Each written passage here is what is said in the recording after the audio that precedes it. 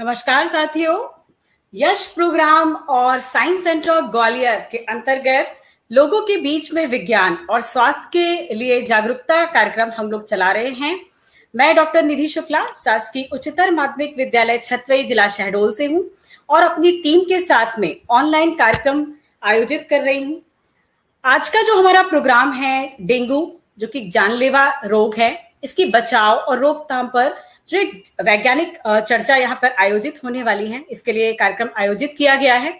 इसी क्षेत्र में इस कार्यक्रम के अंतर्गत बच्चों के लिए एक क्विज रखा गया था। मैं सर्वप्रथम यहाँ पर जो भी हमारी टीम के सदस्य हैं और जिला समन्वयक यहाँ पर उपस्थित हैं, मैं उनसे आपको परिचित कराना चाहती हूँ। जिला शाजापुर से जिला समन्वयक श्री ओम प्रकाश पाटीदार जी, जो कि शासकीय उत्कृष्ट उच्चतर माध्यमिक विद्यालय शाजापुर से हैं, मैं उनका हार्दिक स्वागत करती हूं। जिला आगरमालवा से जिला समन्वयक जी, नमस्कार सर। जिला आगरमालवा से जिला समन्वयक श्री पुष्पेंद्र गौड़ जी, मैं उनका भी हार्दिक स्वागत अभिनंदन करती हूं। नमस्कार सर जी।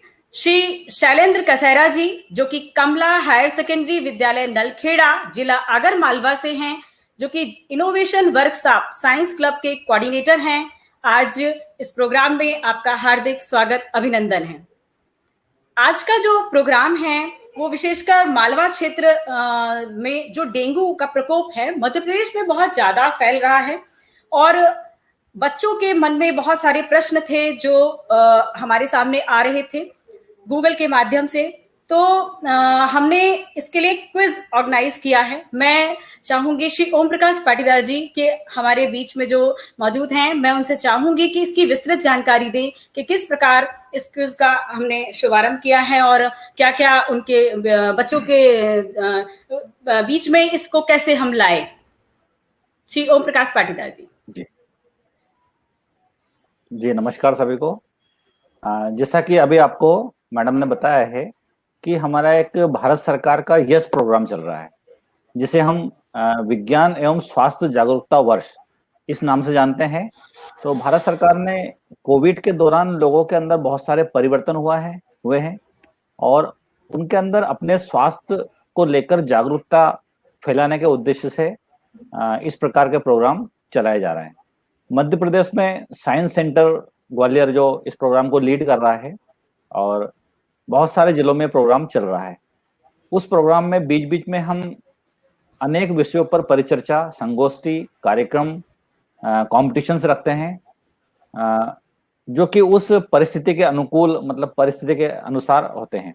अभी जैसा कि मालवा क्षेत्र में डेंगू के जो पेशेंट है उनकी संख्या लगातार बढ़ रही है, बहुत सारे केसेस देखने को आ रहे हैं।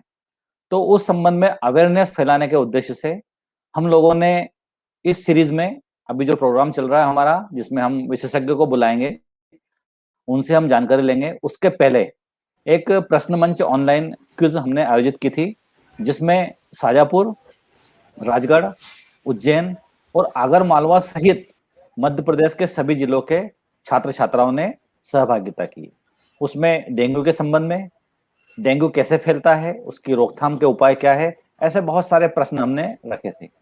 अभी तक हमने आज 6 बजे से 6:30 बजे उस क्विज को लॉन्च किया था, तो लगभग 2000 बच्चों ने उसमें पार्टिसिपेट किया है। कहने का तात्पर्य है कि 2000 बच्चों तक हमारा मैसेज पहुंचा है और उनमें से हम प्रत्येक जिले से 3-3 जो स्थान प्राप्त बच्चे हैं उनको सर्टिफिकेट भी प्रदान करेंगे और इस प्रकार की लगातार हमारी प्रोग्राम की सीरीज चलती रहेगी। जी धन्यवाद सर। यश प्रोग्राम के अंतर्गत अभी तक जो हमारी टीम के द्वारा जागरूकता, वैज्ञानिक और स्वास्थ्य के प्रति जो जागरूकता के लिए कार्यक्रम है, मैं चाहती हूं कि आप उनसे भी लोगों को परिचित कराएं, क्योंकि और भी अवेयरनेस फैले लोगों में और इस कार्यक्रम से जो लोग वंचित रह जाते हैं वो भी जुड़ सके।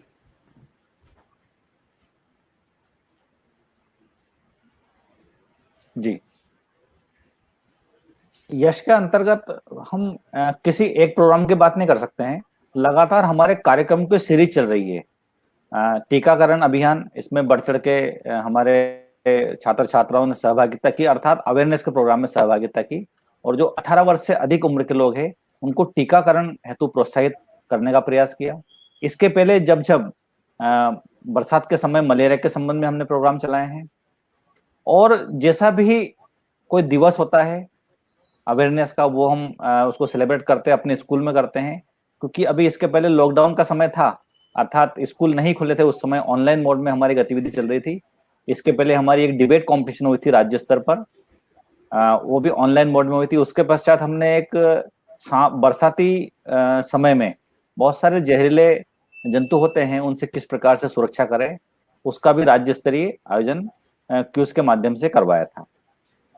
विज्ञान गीत प्रतियोगिता हो चुकी है, जिसमें अलग अलग कैटेगरी के सभी लोगों ने विज्ञान के जागरूकता के संबंध में अपने गीतों को राज्य स्तर पर प्रेषित किया था। तो ऐसी अनेक गतिविधि हमारी लगातार चल रही है, और उसी की कड़ी में आज की गतिविधि डेंगू जानलेवा रोग, इसमें हमने 3 सेक्शन रखे थे। पहला सेक्शन हमारी क्विज थी, दूसरा परिचर्चा हमने विद्यालयों में ऑफलाइन मोड में आयोजित की थी, और तीसरा हम विशेषज्ञों को बुलाकर यहाँ पर उनके सवालों के जवाब के लिए एक मंच उपलब्ध करवा रहे हैं। धन्यवाद सर। मैं अगर मालवा से जो हमारे जिला समन्वयक श्री पुष्पेंद्र गौड़ जी जुड़े हैं, मैं उनसे जानना चाहती हूं कि उन्होंने विद्यालय स्तर पर या सामाजिक स्तर पर जो भी यश प्रोग्राम के अंतर्गत जो भी ऑनलाइन प्रोग्राम या ऑफलाइन प्रोग्राम जो भी करवाए हैं, तो मैं चाहती हूं कि मैं उनसे भी उनकी जानकारी लेना चाहती हूँ, और चाहती हूँ कि ज्यादा से ज्यादा लोग उससे जुड़े, क्योंकि यश प्रोग्राम सिर्फ तक भी है और इसमें अन्य लोग भी जुड़ सकते हैं। श्री पुष्पेंद्र गौड़ जी। जी, यश कार्यक्रम किसी एक विधा को लेकर के नहीं, ये विज्ञान और स्वास्थ्य 2 चीजों को लेकर के इस प्रोग्राम को बनाया गया था। स्वास्थ्य में भी वैज्ञानिक तरीके से उसका हल हो। कहीं ना कहीं ये कोरोना बीमारी, उसके बचाव और जागरूकता के लिए शुरू हुआ, उसमें कोई और भी चीजें जुड़ी। ऑफलाइन मोड में अभी हमारा जिला प्रदेश में डेंगू से सबसे ज्यादा प्रभावित जिला है, और स्थिति यह रही कि डेंगू से हमारे यहाँ के एक डॉक्टर की डेथ हो गई, इसलिए अवेयरनेस की बहुत ज्यादा जरूरत है। इसी को ध्यान में रखकर 2 दिन पहले हमने हमारे विद्यालय में स्कूली बच्चों जागरूकता अभियान से जोड़ने का प्रयास किया, जिससे कि ज्यादा से ज्यादा मैसेज समाज में जाए। प्रशासन अपने संसाधन के साथ काम करता है, वो बात ठीक है। इसलिए ऑफलाइन प्रोग्राम में अभी अगर हम बात करें तो हमने हमारे विद्यालय में विशेषज्ञ को बुलाकर डेंगू के लक्षण क्या है, डेंगू फैलता कैसे है, उसमें मूल बात ये थी कि बच्चे कैसे सहयोग करें कि डेंगू से अवेयरनेस हो। हमने बच्चों को छोटे छोटे समझाइश दी कि आपको ज्यादा नहीं, केवल अपने घर और अपने घर के आसपास कुछ विशेष बातों का ध्यान रखें, जिसकी हम और चर्चा करेंगे, जिससे कि आप अपने परिवार को और अपने स्वयं को बहुत हद तक डेंगू से होने वाले प्रभाव से बचा पाएंगे। विशेषज्ञ से उन्होंने प्रश्न पूछे, अपनी जिज्ञासा को शांत किया, और कुछ प्रश्न इस प्रकार के भी आए कि क्या झाड़ फूंक करवाकर भी डेंगू से बचाव किया जा सके। तो विशेषज्ञ ने बताया कि नहीं, वैज्ञानिक तरीके से जो सिस्टम है उसी तरह से आप बीमारी का इलाज कराएं, और स्वयं इलाज करने की बजाय चिकित्सक की सहायता लें। तो यश प्रोग्राम का जो हमारा मूल उद्देश्य है वो ये है जागरूकता फैलाना। जागरूकता समाज में विभिन्न क्षेत्रों के लिए हो सकती है, चाहे वो बीमारी से बचाव के लिए हो सकती है, बीमारी के इलाज के लिए हो सकती है, और उनमें भी वैज्ञानिक तरीके को अपनाने के लिए हमारे विभिन्न कार्यक्रम हमारे क्षेत्र में चल रहे हैं।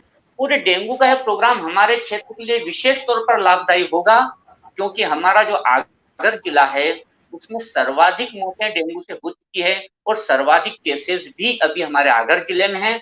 और मैं हमारी पूरी टीम को इस बात के लिए धन्यवाद दूंगा कि हमारे जिले के लिए विशेष तौर पर अगर ये प्रयास अगर कहीं सफल हुआ तो यश और आप लोगों के सहयोग से कार्यक्रम बहुत दूर तक लोगों को जागरूकता में शामिल करेगा और उनमें जागरूकता को बढ़ाएगा। जी पुष्पेंद्र जी, मैं आपसे जानना चाहूंगी, क्योंकि आपके विद्यालय में चूंकि डेंगू को लेकर के काफी परिचर्चा विषय विशेषज्ञ से हो चुकी है, तो उसके लक्षणों के बारे में भी आपको विषय विशेषज्ञ ने स्पेशली आपके विद्यालय के विद्यार्थियों को और आप लोगों को जागरूक किया होगा कि क्या लक्षण ऐसे दिखते हैं कि जिससे हमें समझ में आता है कि ये डेंगू हो चुका है और हमें इससे बचाव करना चाहिए। तो जो भी आपको जानकारी जी वहां से प्राप्त हुई है तो प्लीज हमारे जी जी डेंगू के प्रारंभिक जो लक्षण है उसमें तेज कपकपी और ठंड के साथ बुखार आना, जिसमें सर दर्द होना शामिल है, लेकिन ये लक्षण मलेरिया के भी हो सकते हैं। तो डेंगू का विशेष लक्षण पहचान में आता है तेज कपकपी के साथ बुखार आना और जोड़ों में दर्द। अगर आपके जोड़ों के यहाँ पर दर्द है, पंजे के जोड़ हैं, घुटने के जोड़े, हाथ की उंगलियां और कलाई के जो जोड़ हैं, अगर यहाँ पर अगर जोड़ में दुख दर्द हो रहा है तो इसका मतलब है आपको डेंगू होने के चांसेस सर्वाधिक है। इसके बाद लाल लाल रंग के चकत्ते या रेशेस, दाने जैसे शरीर पर उभर आते हैं, जिसको कई बार माताजी समझ लिया जाता है डेंगू के इस दौर में। इस तरह के दाने शरीर पर या चकत्ते या रेशेस उभर आते हैं, ये डेंगू के प्रमुख लक्षणों में से एक है। अगर गंभीर अवस्था में अगर डेंगू पहुंच जाता है तो मसूड़ों से खून आना, पेट से, गले के माध्यम से मुंह में खून आना, ये एक गंभीर संकेत होते हैं कि डेंगू अपनी बहुत गंभीर अवस्था में है। वास्तव में ये लक्षण हम बताते हैं जिससे लोग तुरंत जागरूक हो जाएं, लेकिन मूल बात यह है कि आपको कैसा भी बुखार आए, आपको सबसे पहले चिकित्सक के पास जाना है। बुखार चाहे नॉर्मल हो, तेज हो या कैसा भी हो, घर पर इलाज नहीं करवाना, सीधा जो विषय विशेषज्ञ चिकित्सक हैं, प्रशिक्षित चिकित्सक हैं, उनसे ही जाकर के आप इसके बारे में राय लें। लेकिन लक्षणों से हम गंभीरता का और बीमारी के बारे में पता कर सकते हैं, जिससे कि हम तुरंत इलाज की ओर जा सकें। तो मूल रूप से प्रारंभिक अवस्था में जोड़ों में दर्द है अगर है तेज बुखार के साथ, तो इसका मतलब है कि यह डेंगू का मुख्य लक्षण है और आप डेंगू से पीड़ित हैं। हाँ, बहुत अच्छी जानकारी प्रदान की कि हमें घर पर रहकर बिना लापरवाही किए सामान्य से बुखार को भी लाइटली नहीं लेना है और तुरंत चिकित्सक से परामर्श करना है। कि डेंगू के जो लक्षण होते हैं वो बहुत सारे दूसरी अन्य बीमारियों के समान होते हैं, इसलिए थोड़ा सा कंपेयर करना मुश्किल हो जाता है, लेकिन कहीं ये हमारे लिए जानलेवा ना बन जाए, कहीं हम उसकी जकड़ में ज्यादा ना आ पाए, इसके पहले ही हमें अवेयर हो जाना है और चिकित्सक से परामर्श जरूर लेना है। लाल चिकत्ते दिखाई देते हैं, ठंड और कपकपी लग करके बहुत तेज वाला बुखार आता है। और ये भी यहाँ पर एक क्वेश्चन आ रहा है कि आंखों का लाल होना भी डेंगू के लक्षण में आता है क्या? तो क्या आप बता पाएंगे सर कि आंखों का लाल होना भी डेंगू के लक्षण के अंतर्गत है क्या? आंखों का लाल होना डेंगू का एक लक्षण हो सकता है, लेकिन आंखों के लाल होने से हम केवल ये नहीं कह सकते कि डेंगू है, क्योंकि आंखें लाल सामान्य बुखार में भी कई बार या बिना बुखार के भी आंखें लाल विभिन्न कारणों से हो जाती है। प्राथमिक तौर पर जो डेंगू का मुख्य लक्षण है वो वैसे जोड़ों में दर्द, तेज कपकपी के साथ बुखार आना, लेकिन फिर भी हम यहाँ ये कह रहे हैं कि ये जो लक्षण हैं ये हम सामान्य तौर पर बता रहे हैं। वास्तव में हमें चिकित्सक से ही सीधी राय लेनी चाहिए, और थोड़ा सा भी बुखार हो, थोड़ी सी भी आपको अगर परेशानी, लाल आंखें कई कारणों से भी हो जाती है, लेकिन ये डेंगू के विशेष लक्षणों में नहीं आता। जैसे तेज कपकपी के साथ बुखार आना, सामान्यतः मलेरिया में भी ऐसा होता है। सर दर्द होना, ये भी सामान्यतः मलेरिया में होता है। लेकिन अगर जोड़ दुख रहे हैं तो आप डेंगू से पीड़ित होने के चांसेस सबसे ज्यादा हैं। और जैसे जैसे स्टेज बढ़ेगी, अर्थात आप और ज्यादा गंभीर पीड़ित हुए तो लाल रेशेस आएंगे, और ज्यादा पीड़ित हुए तो फिर आपके मसूड़े से खून आना, तो ये बहुत गंभीर अवस्था है। इस अवस्था तक जाने से पहले ही हमें उचित परामर्श लेकर अपना इलाज प्रारंभ करवा लेना चाहिए। जी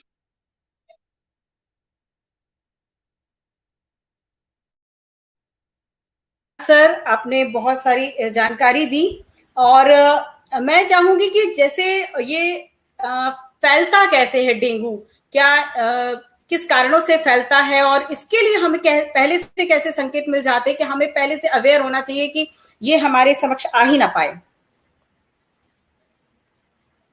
डेंगू फैलने का मुख्य कारण मच्छर होता है, और डेंगू सभी मच्छरों से नहीं होता। एडिस नाम का मच्छर होता है सामान्यतः, और उसकी पहचान ये है कि ये काले रंग का होने के साथ साथ इस पर जेब्रा जैसी लाइनें होती। एक मच्छर एक दिन में लगभग 1 किलोमीटर डायमीटर में उड़ सकता है और इस एरिया में प्रभावित कर सकता है।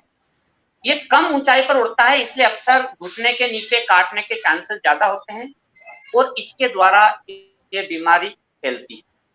ये मच्छर सामान्यतः साफ रुके हुए पानी में, जो कि 7 दिन से अधिक का हो, उसमें पनपता है।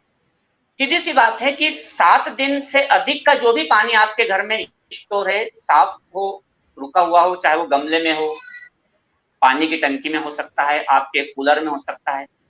कई बार हम टूटे फूटे बर्तन या टायर छत के ऊपर या पतरे के ऊपर फेंक देते हैं, उसमें बारिश का पानी रुक जाता है।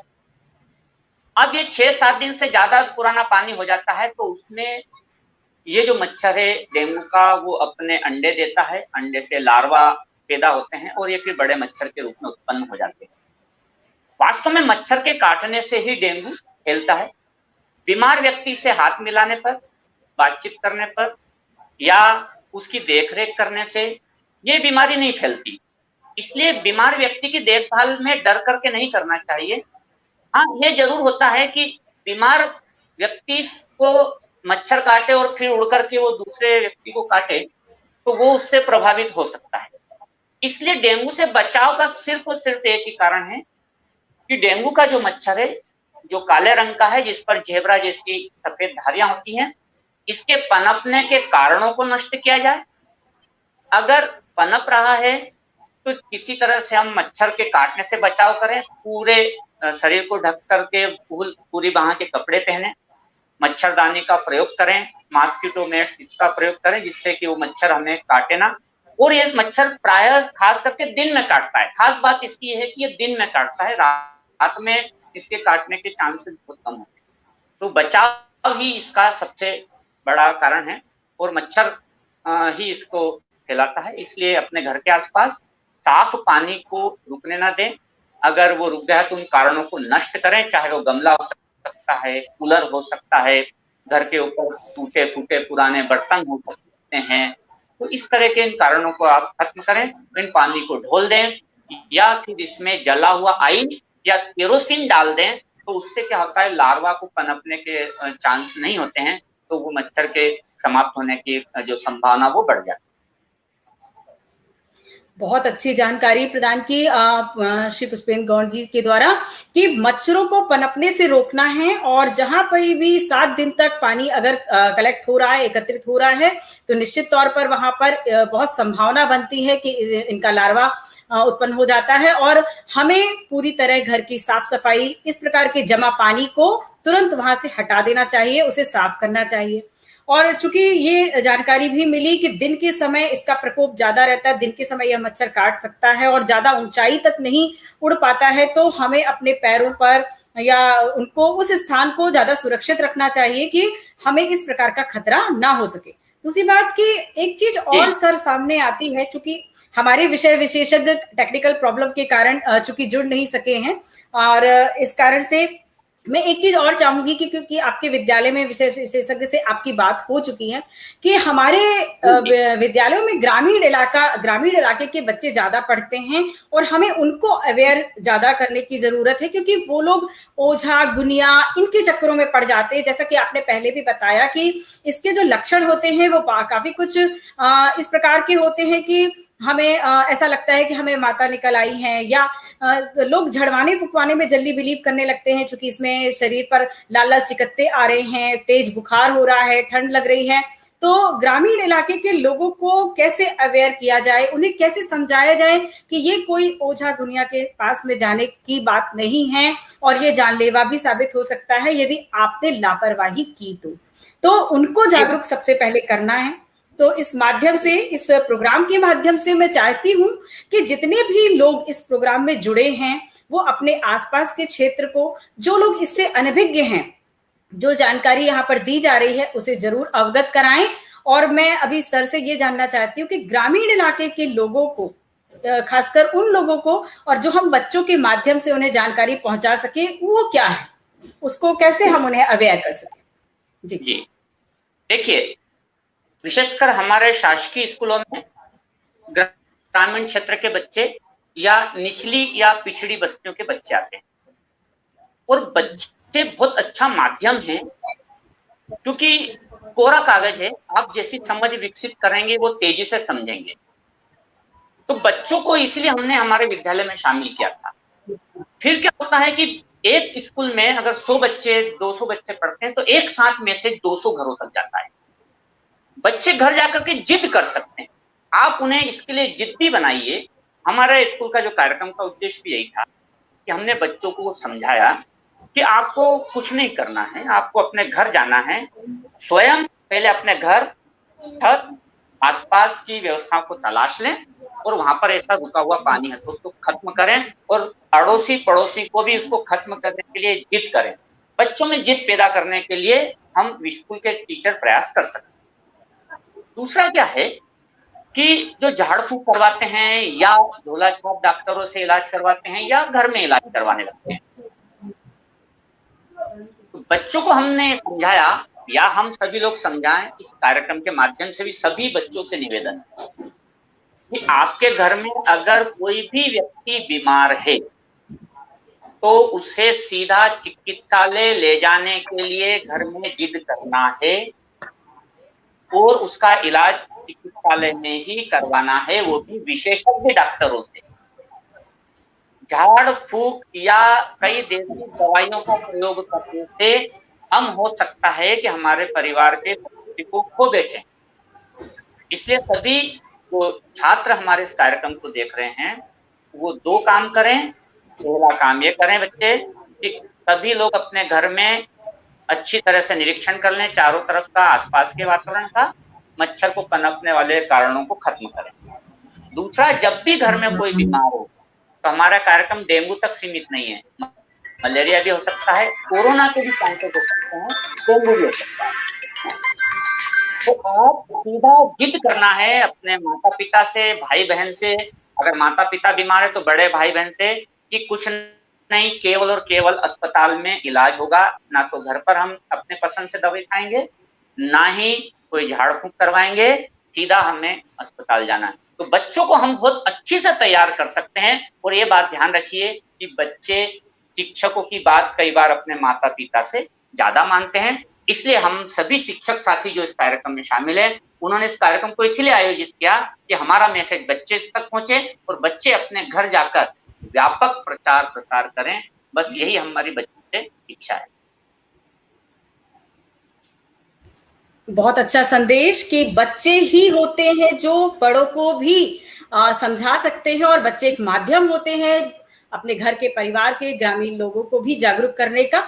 इस प्रोग्राम के माध्यम से हम सभी यही संदेश दे रहे हैं कि जितने लोग इस प्रोग्राम से जुड़े हैं, सुन रहे हैं, तो ज्यादा से ज्यादा बच्चों के माध्यम से उस संदेश को ले जाएं और लोगों को जागरूक करें कि पानी को ना एक जगह पर कलेक्ट होने दें, साफ सफाई का विशेष ध्यान रखें। मैं रिस्पेक्टेड पाटीदार सर से जानना चाहती हूँ कि वे थोड़ा सा बताएंगे, इस पर डालेंगे नजर कि डेंगू के जो दौरान क्या मरीज को कैसा भोजन लेना चाहिए, किस प्रकार का भोजन वो ले और क्या परहेज उसे करना चाहिए। पाटीदार सर।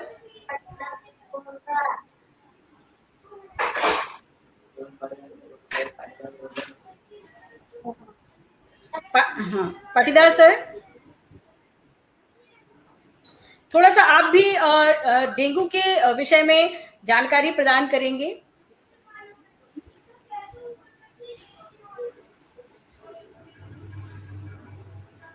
आप मुझे सुन पा रहे हैं?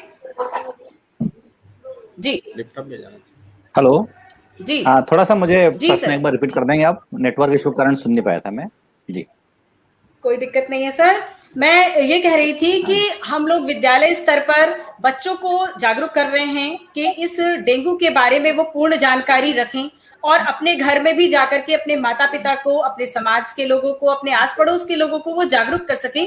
तो इस विषय में आप क्या कहना चाहेंगे, कैसे वो उसके लिए अवेयर करें, कैसे जागरूक करें, और उस दौरान डेंगू की जब उनको फीवर आ चुका है, उनके अंदर लक्षण आ चुके हैं और उनको जानकारी हो गई है, तो उन्हें किस प्रकार का भोजन या क्या सावधानी रखनी चाहिए? जी, जैसा कि अभी सर ने बताया था कि वास्तव में हमारा विद्यालय कहीं ना कहीं एक समाज का एक कंडेंस फॉर्म होता है। वहाँ पर सभी वर्ग के बच्चे आते हैं, हर स्थान से आते हैं। तो सभी मतलब जो हम मैसेज विद्यालय में पहुंचाएंगे वो समाज के हर कोने तक पहुंचेगा। अब विद्यालय की बात आई है तो एक मैं और बात इसमें ऐड करना चाहूंगा कि स्कूल में डेंगू फैलने की संभावना सबसे अधिक होती है। कैसे होती है? जैसा कि हम जानते हैं कि डेंगू का जो मच्छर है एडीज, वो दिन में काटता है और उसकी जो उड़ने की हाइट है वो जनरली मतलब जमीन से थोड़ा ही ऊपर उड़ता है। तो विद्यालयों में हमारे जो फर्नीचर होते हैं वहाँ बच्चे बैठे हो तो उनके पैर में यदि उनने मोजे या जूते नहीं पहने हैं तो वहाँ उनको काटने की संभावना बढ़ जाती है। तो हम यदि विद्यालय में इस प्रकार की अवेयरनेस फैलाएंगे बच्चों के बीच में कि जब भी विद्यालय में आए, क्योंकि विद्यालय खुल चुके हैं, बच्चे स्कूल में आ रहे हैं, तो कपड़े ऐसे पहने जिससे शरीर के अधिकतर भाग ढके हो, कवर हो उसमें। और यदि विद्यालय में है तो हो सकता है कि यदि संभव है तो हाथ और पैर में इस प्रकार की क्रीम वगैरह लगाने की कोशिश करें जिससे मच्छर से हम बचे रहें। बच्चों के माध्यम से समाज में हम ये संदेश पहुंचा सकते हैं कि बीमारी कोई सी भी हो, चाहे मलेरिया हो, चाहे डेंगू हो, यदि हम उससे इलाज के पहले उसके बचाव पे ध्यान देंगे तो हमें काफी फायदा होगा, आर्थिक रूप से और शारीरिक रूप से भी। डेंगू का जो कारण है हमें स्पष्ट रूप से मालूम है कि एक मच्छर है, उसके काटने से ही डेंगू फैलता है। मच्छर को हम काटने से रोक सकते हैं, अपने आप को बचा सकते हैं।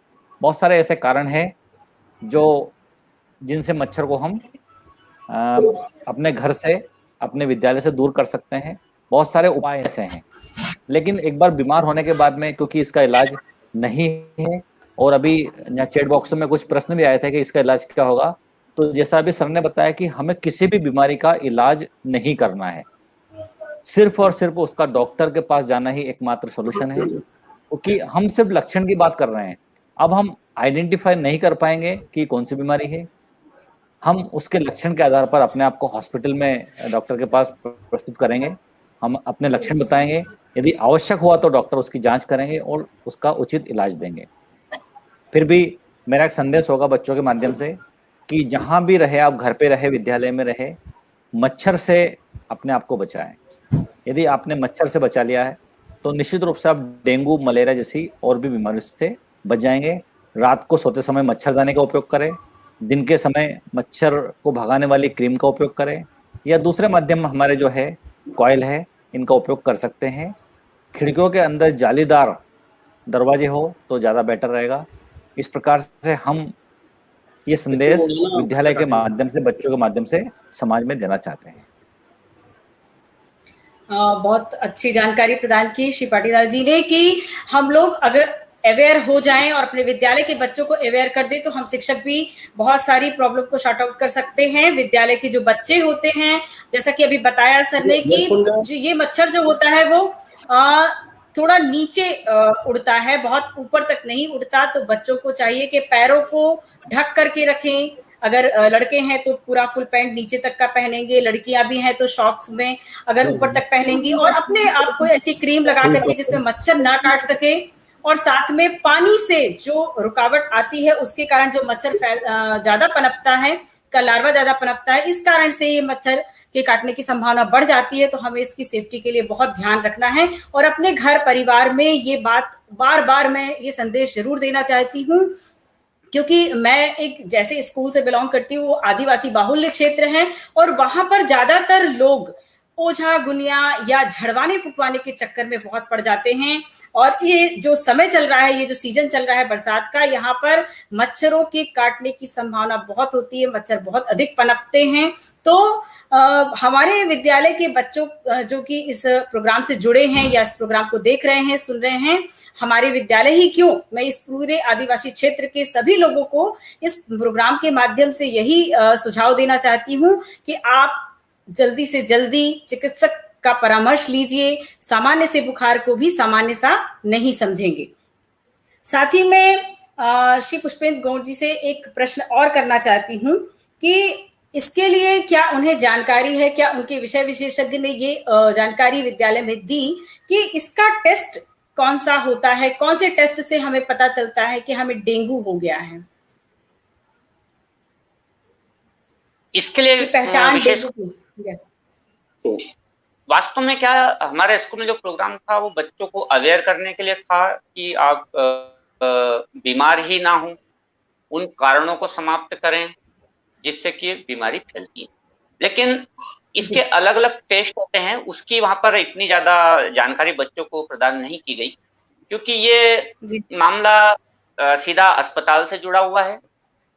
और सबसे मुख्य बात उन्होंने ये बताई कि हमको ये फैसला नहीं करना है कि आगे क्या ट्रीटमेंट लेना है और हमें क्या इलाज लेना है, क्या दवाई लेनी है, क्या। मुख्य बात जो हमारे विशेषज्ञ ने स्कूल में बच्चों को बताई कि अगर आप बीमार हो जाते हैं, कैसा भी बुखार हो, तो आपको सीधे चिकित्सालय जाना है। फिर वहां पर डॉक्टर अपने आधार पर बच्चों का या पीड़ित व्यक्ति का फिजिकल एग्जामिनेशन करने के बाद वो स्टेप बाय स्टेप अलग अलग तरह के ब्लड टेस्ट करवाते हैं। उसके बाद इसका पता चलता है।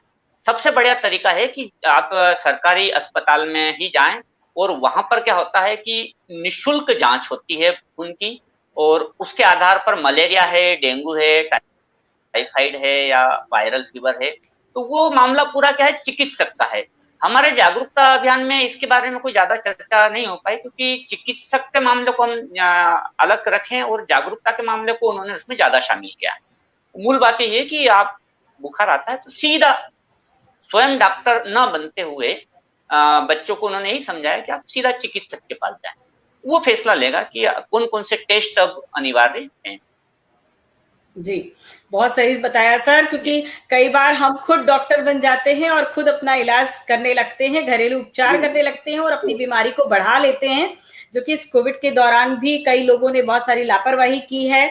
तो मैं नहीं चाहती कि डेंगू के मामले में भी ऐसी कोई लापरवाही बढ़ती जाए, तो खुद डॉक्टर ना बन जाए, खुद चिकित्सक ना बन जाए। और हाँ, एक बात का विशेष ध्यान रखें कि आस पड़ोस में भी जो लोग सलाह देते रहते हैं उनकी भी सलाह को ना माने, सिर्फ अपने चिकित्सक के परामर्श को माने। सर्वप्रथम सबसे पहले आपको चिकित्सक से परामर्श लेना है और उसके बाद ही आगे का स्टेप उठाना है कि कौन सी दवाई लेनी है या कौन सा टेस्ट करवाना है या हमें क्या खाना है, भोजन में क्या लेना है, ये एक चिकित्सक ज्यादा बेस्ट बता सकते हैं। क्योंकि आज टेक्निकल प्रॉब्लम के कारण हमारे विषय विशेषज्ञ हमसे जुड़ नहीं सके, इसके लिए मैं क्षमा प्रार्थी हूँ। डॉक्टर दिनेश खरे जी जो कि भोपाल से हैं, फिजिशियन हैं, वो हमारे बीच विषय विशेषज्ञ थे, आज जुड़ना चाहते थे पर किसी टेक्निकल प्रॉब्लम के कारण वो नहीं जुड़ पाए हैं इस प्रोग्राम के दौरान। यदि वो बीच में भी जुड़ते हैं तो हमारा सौभाग्य होगा। जिला उज्जैन से जिला समन्वयक श्री राजेश राठौर जी हमारे बीच जुड़े हुए हैं। नमस्कार सर। नमस्कार सर, आपका बहुत स्वागत है सर। मैं इस प्रोग्राम में ये जानना चाहती हूँ कि आपने यश प्रोग्राम के अंतर्गत अपने विद्यालय में सामाजिक जागरूकता के लिए, विज्ञान की जागरूकता के लिए, स्वास्थ्य के लिए क्या क्या कार्यक्रम आयोजित करवाए हैं?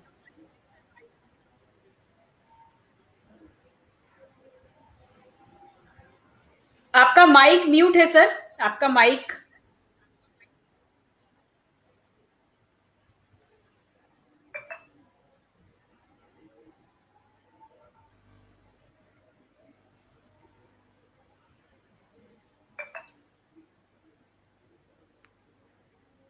जी सर, अनम्यूट है माइक अब आपका। जी बोलिए सर।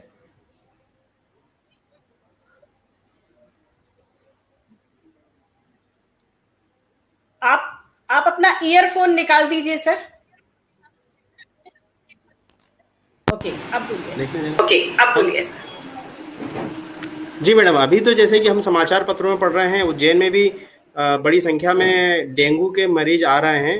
तो अभी हमारा सबसे पहला प्रयास तो ये है, जैसे कि अभी पूर्व के वक्ताओं ने बताया, कि हमारा जो विद्यालय है और विद्यालय के जो हमारे गांव के बच्चे हैं, थोड़ी सी अवेयरनेस की गांवों में बड़ी कमी है। शहरों में तो फिर भी है कि लोगों के पास टेलीविजन है, बहुत सारे माध्यम है, समाचार पत्र हैं, उनमें वो देखते हैं, पढ़ते हैं और जानकारी मिलती है। लेकिन गांव में थोड़ा सा इन सब चीज़ों की कमी भी है नहीं, ऐसा तो नहीं, कमी है। तो एक स्कूल बहुत अच्छा माध्यम है, हम बच्चों को ये बताते हैं, स्पेशली इन दिनों में अब जो फैल रहा है डेंगू फीवर, तो भाई मच्छर की पहचान कर लें। यदि हमारे घरों में उड़ने वाला ऐसा मच्छर दिखाई दे रहा है ना, जिसके ऊपर सफ़ेद पट्टी है, तो मतलब वो डेंगू फैलाने वाला एडीज मच्छर हो सकता है या है। तो उसको भगाने के, या फिर जहां उसका रिप्रोडक्शन हो रहा है ऐसी जगह जहां कोई पानी वगैरह भरा हो, तो उसको खत्म करें, या उसके ऊपर कोई ऑयल वगैरह या ऐसी कोई चीज डाल दें जिससे वो डिस्ट्रॉय हो जाए, मर जाए। दूसरा, हमारा घर परिवार या जो घर है हमारा, खिड़की दरवाजे इस प्रकार हो कि जहां उनकी एंट्री ना हो, तो वहां उनसे बचना। ये एक उपचार करें, उसके पहले हम सबसे पहले बचाव ही करें कि उसको फैलने ही ना दें।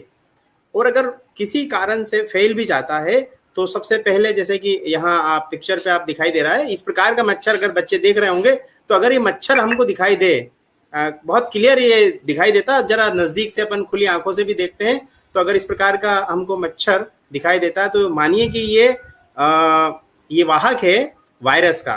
एक वायरस से ये फैलने वाली बीमारी है कि यदि ये मच्छर संक्रमित व्यक्ति को काट रहा है और उसको काटने के बाद फिर किसी दूसरे स्वस्थ व्यक्ति को काटेगा, तो निश्चित रूप से वो कर देगा। तो हमारा बच्चों को विद्यालय में अपनी क्लास के दौरान भी, और हम ऐसे भी बताते हैं समय समय पर, जागरूकता के जो प्रोग्राम्स होते हैं, और स्पेशली जो यस के प्रोग्राम्स है उसके दौरान, कि बीमार ही ना हो तो उसके लिए करना चाहिए। फुल आस्तीन के कपड़े, पैंट, है ना, बच्चे घरों में जैसे बरमूडा पहन लेते हैं, हाफ नेकर वगैरह पहन लेते हैं, तो शाम के दौरान या थोड़ा सा डे टाइम के टाइम ये मच्छर काटता है। आवाज आ रही है मैम?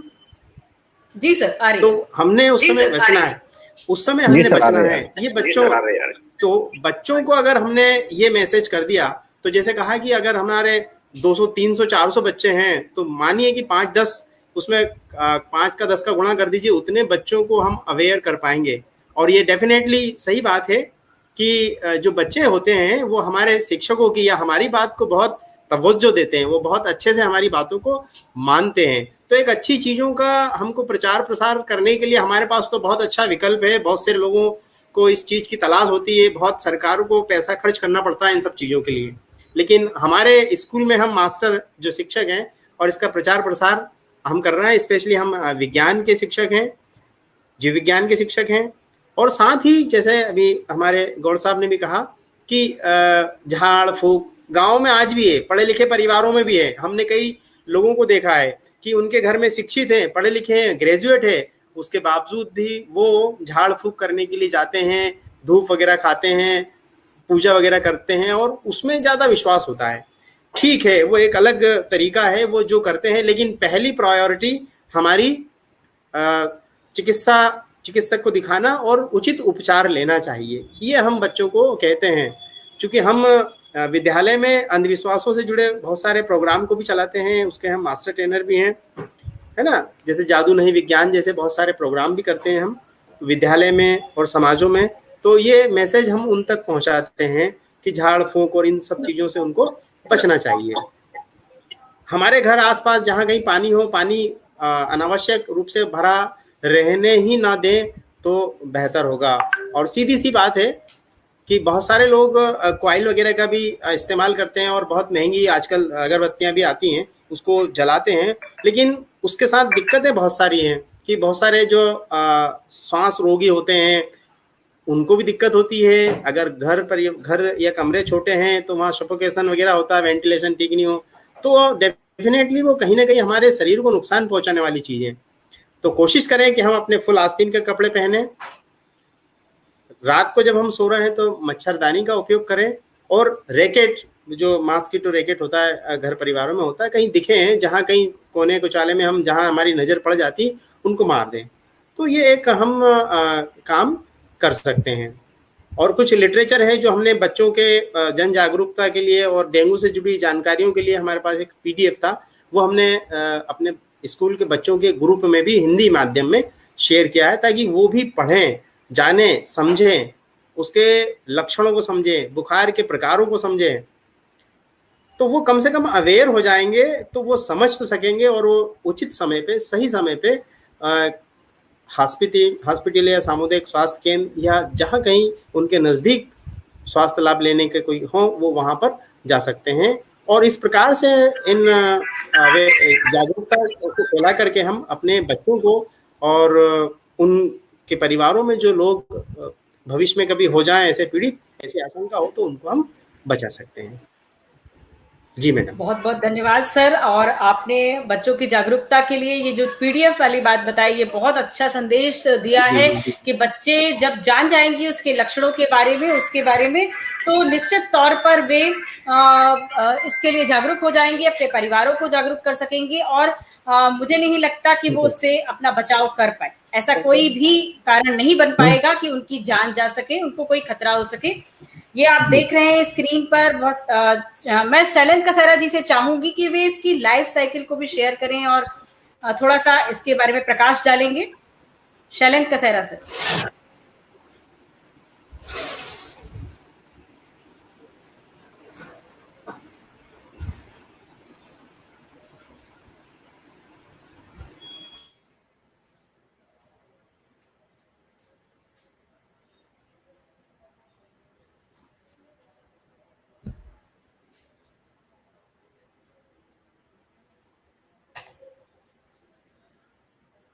ये लाइफ साइकिल आपको यहाँ पर दिखाई दे रही है?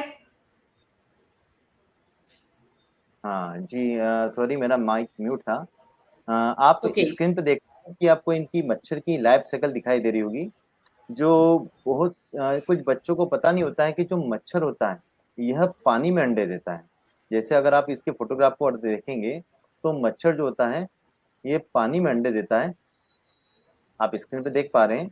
तो इस तरह से जो मच्छर यानी जो फीमेल मॉस्किटो होता है, ये इस तरह से अंडे देता है और इन अंडों में से जो लार्वा होते हैं, जो पानी में, आपने गंदे पानी में कुछ लार्वा देखे होंगे, ये जो लार्वा होते हैं यही जो विकसित होकर जो मच्छर बन जाते हैं। अब इसको आप एक एक्टिविटी से भी अब इसे कर सकते हैं। जैसे हम देखते हैं कुछ लार्वा, जैसे आपको स्क्रीन पे दिखाई देंगे। ये अलग अलग तरह के लार्वा जो कि एनोफ्लिस, क्यूलेक्स और एंडीज मॉस्किटो यानी मच्छर के आपको लार्वा दिखाई दे रहे हैं।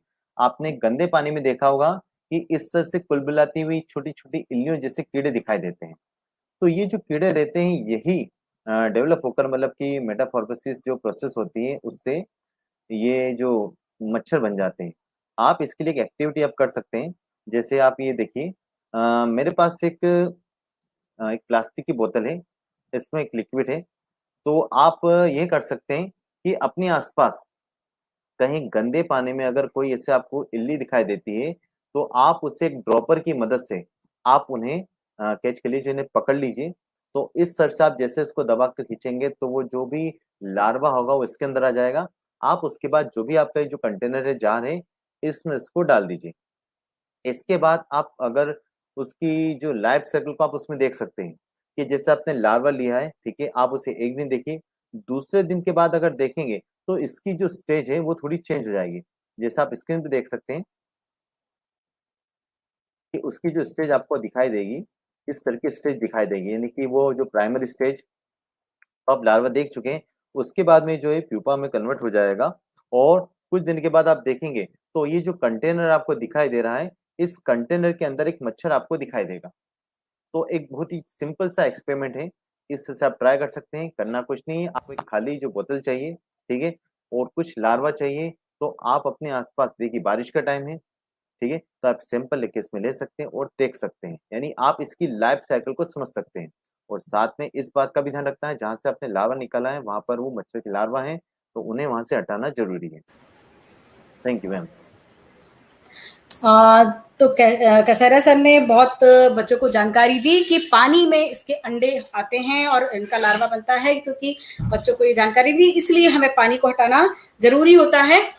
मैं आज इस प्रोग्राम के जो समन्वयक श्री पाटीदार जी से जानना चाहती हूँ कि हमने एक क्विज ऑर्गेनाइज किया था 6 बजे से 6:30 बजे तक, जो कि बच्चों के लिए था और शिक्षकों के लिए भी था, कि या जो भी अन्य लोग इसमें जुड़ सकते थे। इसमें अन्य राज्य के लोग, अन्य जिलों के लोग भी जुड़ सकते थे।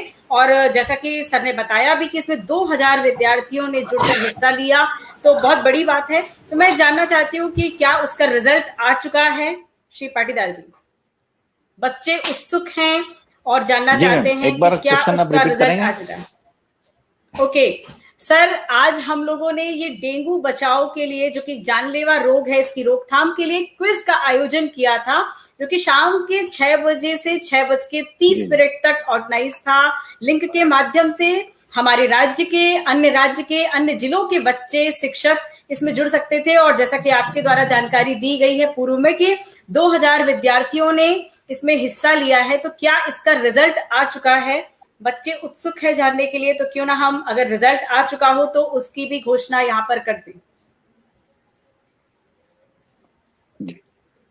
जैसा कि अभी आपने बताया कि हमारा जो प्रश्न मंच था उसमें लगातार चल रहा है, लेकिन हमने आधे घंटे का उसमें टाइम बच्चों को दिया था।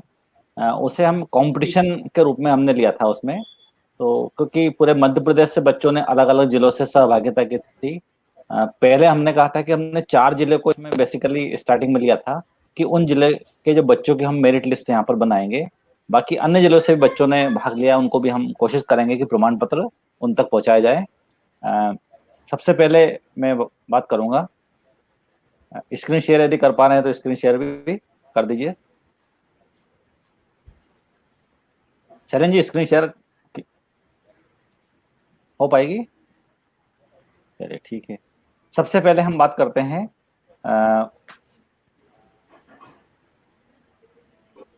उज्जैन जिले की।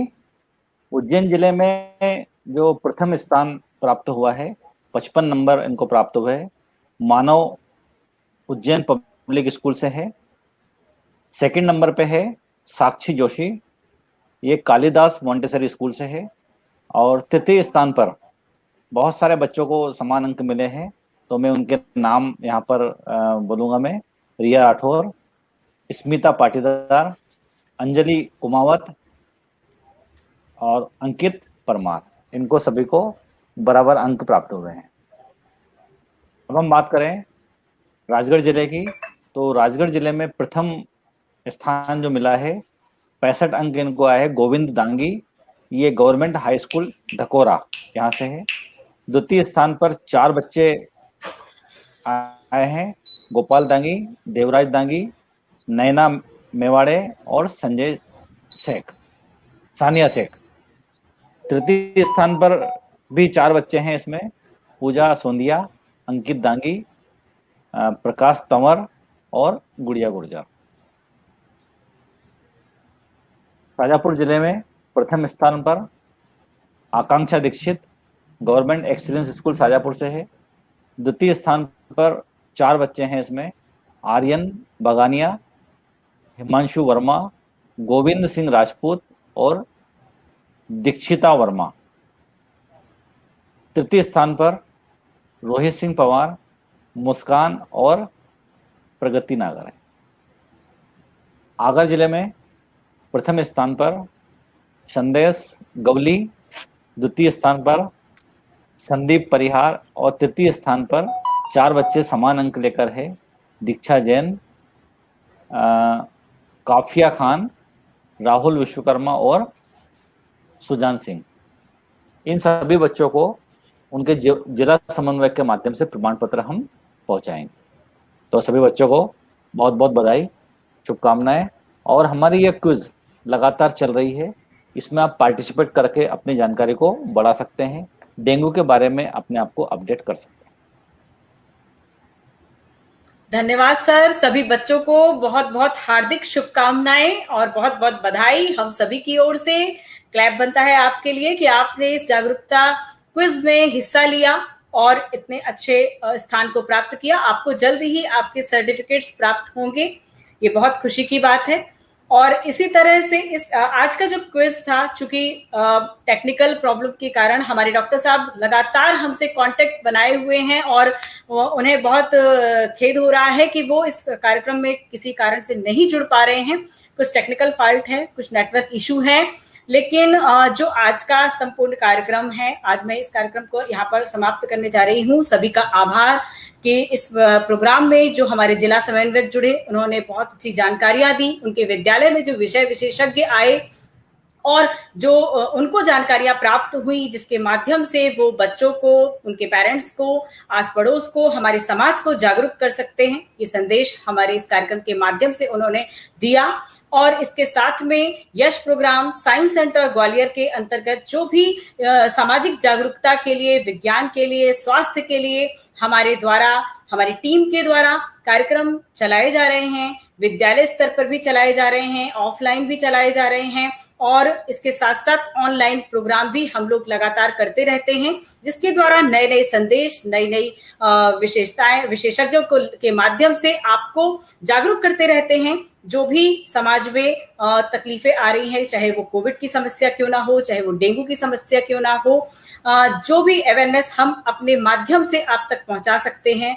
तो आज के इस प्रोग्राम में जो बच्चे जुड़े, उन बच्चों, विद्यालय स्तर के जो बच्चे जुड़े, जो पेरेंट्स जुड़े, जो लोग जुड़े, मैं यही संदेश देना चाहती हूँ हमारी पूरी टीम के द्वारा कि सबसे प्रथम हमारा यही संदेश रहेगा कि घर पर अपने आप को चिकित्सक न समझें, आस पड़ोस के लोगों की बातों में ना आए। यदि आपको सामान्य सा भी बुखार लगता है तो आप सबसे पहले चिकित्सक का परामर्श लें, बिना पूछे कोई भी दवाई ना लें, बिना पूछे किसी भी प्रकार की का उपचार न करें, किसी प्रकार से गुनिया या ओझा या झड़वाई फुकवाई में बिल्कुल ना पड़े और चिकित्सक के परामर्श के अनुसार ही कार्य करें। पानी को, जहां कहीं भी रुका हुआ पानी आप देखें, उसे जरूर सफाई करें। मच्छरों से बचाव के लिए मच्छरदानी का प्रयोग करें, जो मच्छर से बचने वाली क्रीम आती है उसका इस्तेमाल करें। और बच्चे जो विद्यालय में आ रहे हैं, लगातार इसकी जानकारी अपने शिक्षकों से लेते रहें और अपने परिवार को देते रहें। धन्यवाद, सभी का बहुत बहुत धन्यवाद।